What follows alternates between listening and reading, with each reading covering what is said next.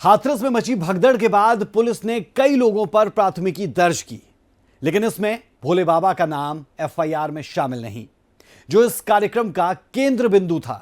आखिर कौन है भोले बाबा जिस पर पुलिस ने एफआईआर दर्ज नहीं की? क्योंकि इस घटना को लेकर एक तरफ जहां कुछ लोग बाबा को जिम्मेदार ठहराते हैं, तो वहीं कुछ लोग इस मामले में सेवादारों को दोषी बताते हैं।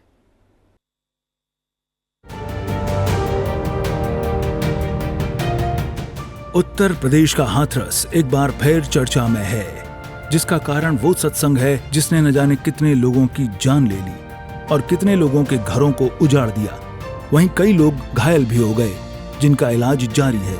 अब एक सवाल उठने लगा है कि आखिर वो भोले बाबा कौन है, जिनका सत्संग सुनने के लिए हजारों की संख्या में श्रद्धालु पहुंचे थे।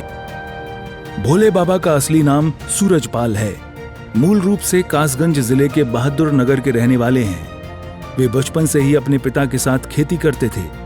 पुलिस विभाग में 18 साल तक नौकरी की। 18 सालों तक नौकरी करने के बाद उन्होंने वीआरएस ले लिया। नारायण हरि उर्फ भोले बाबा की कोई संतान नहीं है। वे अनुसूचित जाति समाज से आते हैं। भोले बाबा उर्फ सूरजपाल का शुरुआत से ही अध्यात्म की तरफ झुकाव था। इसे लेकर उन्होंने अध्यात्म की ओर रुख किया। संत बनने से पहले भोले बाबा यूपी पुलिस की नौकरी करते थे। 2006 में इन्होंने यूपी पुलिस की नौकरी से वीआरएस ले लिया था। उसके बाद अपने गांव में ही रहने लगे थे। इसके बाद वे गांव-गांव जाकर भगवान की भक्ति का प्रचार प्रसार शुरू कर देते हैं और उन्हें चंदा भी मिलने लगा।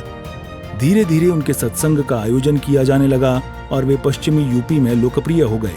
सूरजपाल के 3 भाइयों में से एक की आकस्मिक मौत हो गई थी। बहादुर नगर में अपने भाई के नाम पर एक ट्रस्ट शुरू किया। इनका आश्रम भी बहादुर नगर में ही है। भोले बाबा ने खुद का नाम बदलकर नारायण साकार हरि कर दिया। आखिर क्या है उसका कारण, ये भी जान लीजिए। भोले बाबा खुद को हरि का शिष्य मानते हैं। इस वजह से उन्होंने अपना नाम सूरजपाल से बदलकर नारायण साकार हरि कर दिया। वे अपने प्रवचन में अक्सर कहते रहे हैं कि साकार हरि पूरे ब्रह्मांड के मालिक हैं। वे मानव मंगल मिलन सद्भावना समागम के नाम से सत्संग का आयोजन करते रहे हैं। नारायण हरि को सत्संग के समय हमेशा सफेद सूट और नीली टाई पहने देखा जा सकता है। उनकी पत्नी अक्सर उनके साथ सत्संग के दौरान मंच पर बैठी नजर आती हैं। उनकी पत्नी को माता श्री कहा जाता है।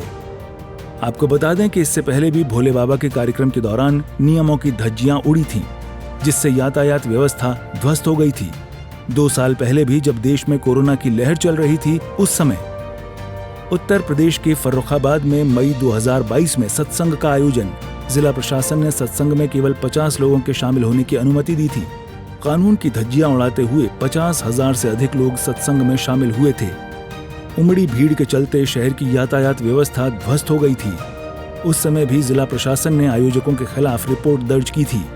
गौरतलब है कि बहादुर नगर में आश्रम खोलने के बाद गरीब और वंचित वर्ग के लोगों में उनकी लोकप्रियता तेजी से बढ़ी। आज के समय में उनके लाखों अनुयायी हैं। वह सुरक्षा के लिए वॉलंटियर्स को रखते हैं, जो उनके सत्संग की सुरक्षा का पूरा इंतजाम करते हैं। सूर्य समाचार के लिए ब्यूरो रिपोर्ट।